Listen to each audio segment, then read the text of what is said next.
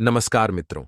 पूर्वकल की बात है, जब देवर्षि नारद नारायण का जाप करते हुए वैकुंठ में आते हैं, तब वे भगवान शिव और पार्वती माता को प्रणाम करते हुए बोले, हे प्रभु, आज मैं जब पृथ्वी लोक पर भ्रमण कर रहा था, तब देखा कि कई सारी स्त्रियां अपने पतिव्रता धर्म का कठोर रूप से पालन कर रही थीं। वहीं कुछ स्त्रियां अपने पति के आंखों में धूल झोंक कर पराये पुरुषों के साथ संबंध बना रही थीं। ऐसा क्यों होता है? मैं जानना चाहता हूं। आखिर सच्ची पतिव्रता स्त्री की पहचान कैसे की जाए? हे प्रभु, उसके अंदर कौन से गुण होते हैं तथा एक चरित्रहीन स्त्री में कौन से अवगुण होते हैं? तब भगवान शिव कहते हैं, हे नारद, आपने समस्त मानव जाति के कल्याण हेतु महत्वपूर्ण प्रश्न किए हैं, किंतु एक स्त्री के मन को समझ पाना किसी के भी बस की बात नहीं है। आपको इस प्रश्नों के योग्य उत्तर पार्वती माता ही दे सकती है। हे पार्वती, मैं आपसे निवेदन करता हूं, आप हमारे परम भक्त देवर्षि नारद की जिज्ञासा को शांत कीजिए और उनका मार्गदर्शन कीजिए।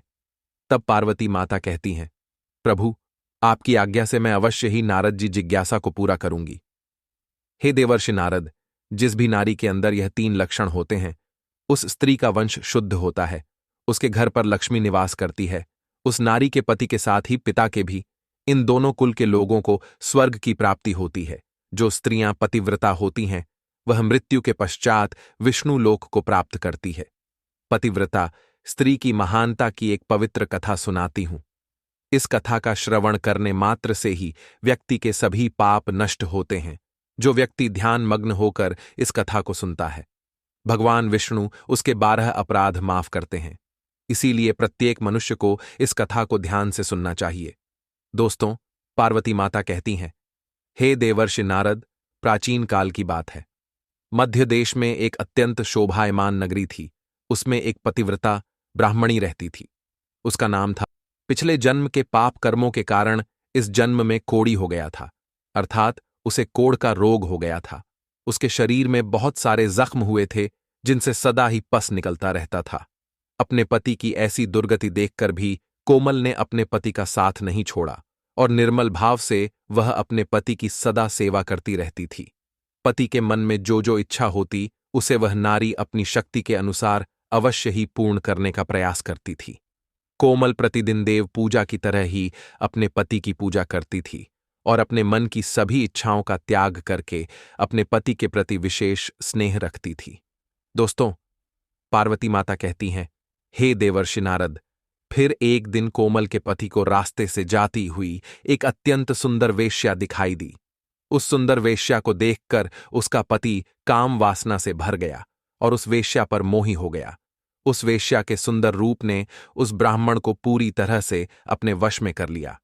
उसके रूप को देखते ही वह आह भरने लगा, लंबी लंबी सांसें खींचने लगा, और जब वह वेश्या उसकी नजरों से दूर चली गई तो वह बहुत दुखी हो गया।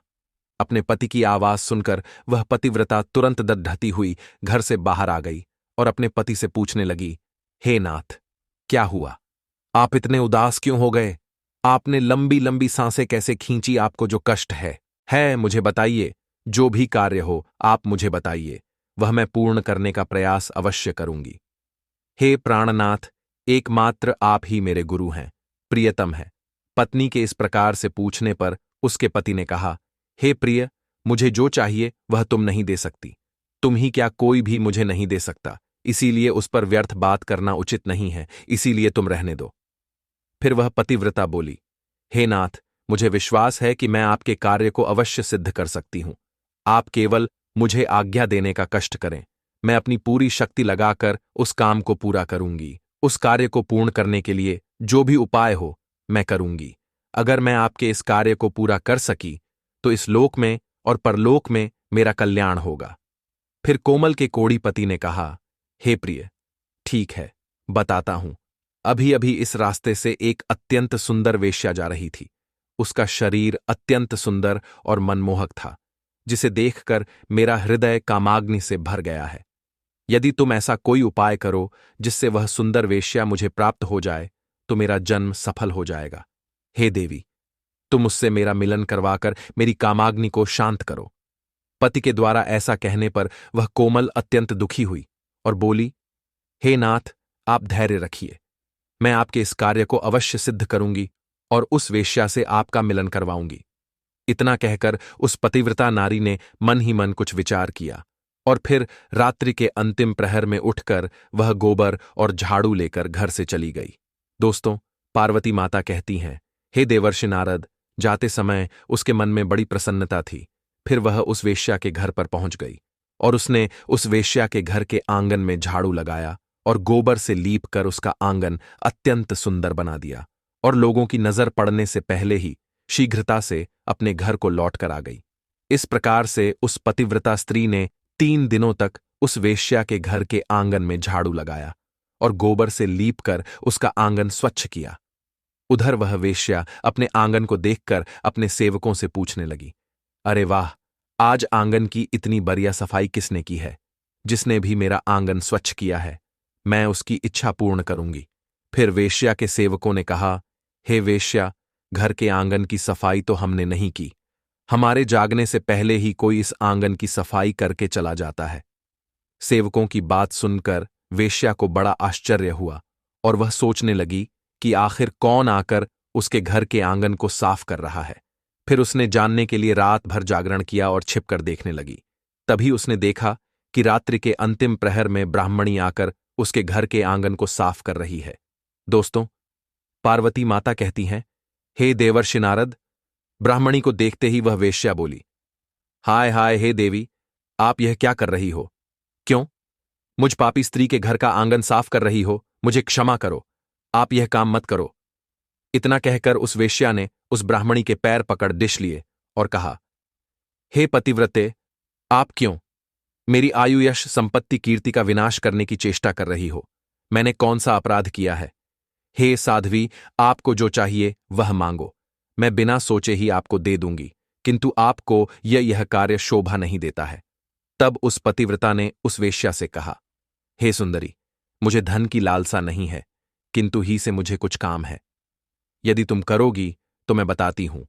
यदि तुम उस कार्य को पूर्ण करोगी तो मेरे मन को शांति मिलेगी और तभी मैं समझूंगी कि तुमने मेरा सारा मनोरथ पूर्ण कर दिया।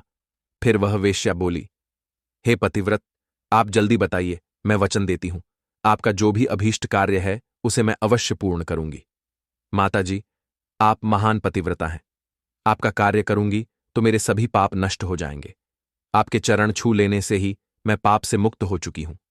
कृपया आप जल्दी बताइए, मैं आपकी किस प्रकार से मदद कर सकती हूं? फिर उस पतिव्रता ने लजाते हुए कहा, हे सुंदरी, कुछ दिनों पहले मेरे पति की नजर तुम्हारे शरीर पर पड़ी थी, जिसे देखकर वे तुम्हारे शरीर के मोह में पड़ गए हैं और तुमसे से मिलन करने की इच्छा कर रहे हैं। इतना सुनकर वह वेश्या चौंक गई और कुछ क्षणों तक विचार करने लगी। उसे उस दुर्गंध युक्त कोढ़ी पुरुष के साथ संबंध बनाने की बात सोचकर बड़ा दुख होने लगा। वह वेश्या उस पतिव्रता से बोली, हे देवी, अगर तुम तुम्हारे पति को लेकर मेरे घर पर आ जाओ तो मैं एक दिन के लिए उनकी इच्छा अवश्य पूर्ण करूंगी।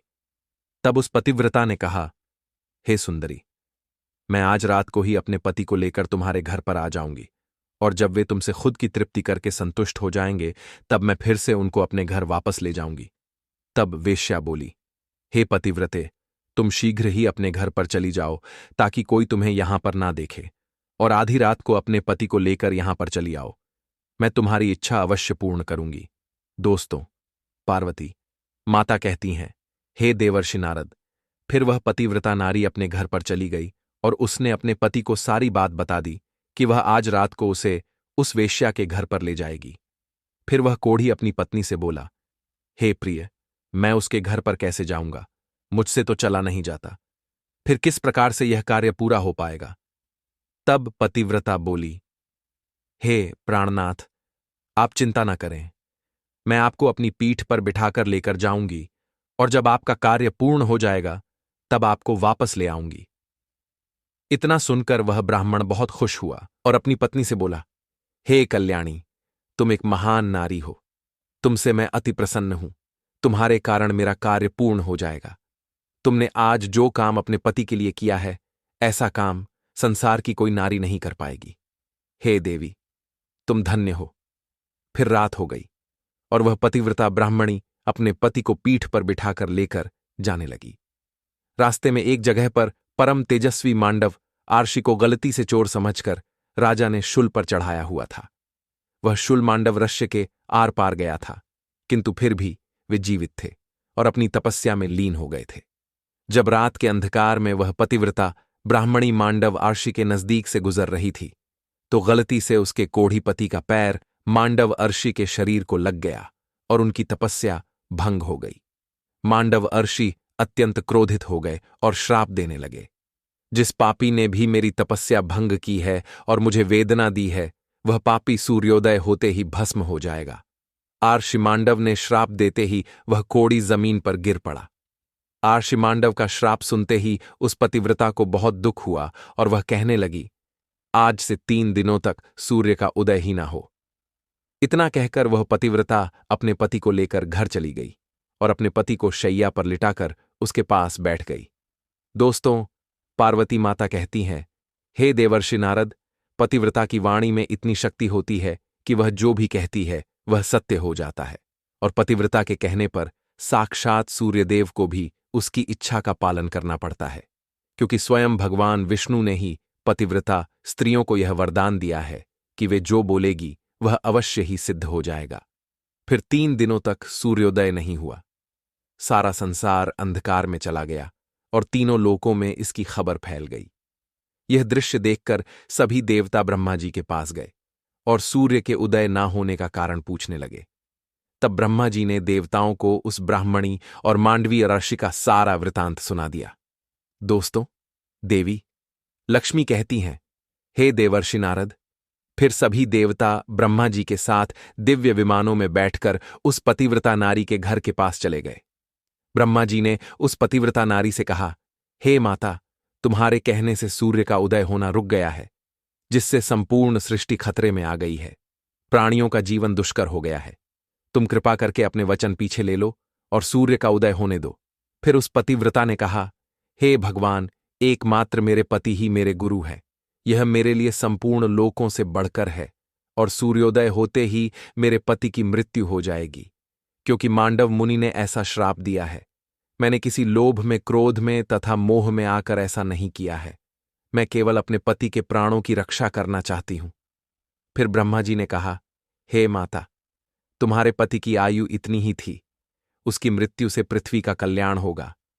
तुम अपने पति के प्राण जाने दो, इससे तुम्हें बहुत पुण्य मिलेगा। फिर वह पतिव्रता बोली, हे देव, पति का त्याग करके मुझे किसी भी लोक में सुख की प्राप्ति नहीं होगी। मेरे पति मेरे लिए ईश्वर है, इसीलिए मैं उनका त्याग नहीं कर सकती। फिर ब्रह्मदेव ने कहा, हे कल्याणी, तुम्हारे इस पतिव्रता धर्म से मैं बहुत प्रसन्न हूं।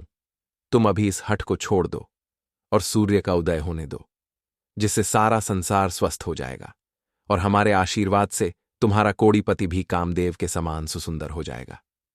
दोस्तों, पार्वती माता कहती हैं, हे देवर्षि नारद, ब्रह्मा जी द्वारा ऐसा कहने पर उस पतिव्रता ने थोड़ी देर विचार किया और उसके बाद हां कहकर स्वीकृति दे दी और फिर सूर्य का उदय हुआ। फिर मांडव मुनि के श्राप के कारण तुरंत ही उसका पति जलकर भस्म हो गया और फिर उसकी राख से अत्यंत सुंदर कामदेव का समान रूप वाला उसका पति बाहर आकर खड़ा हो गया।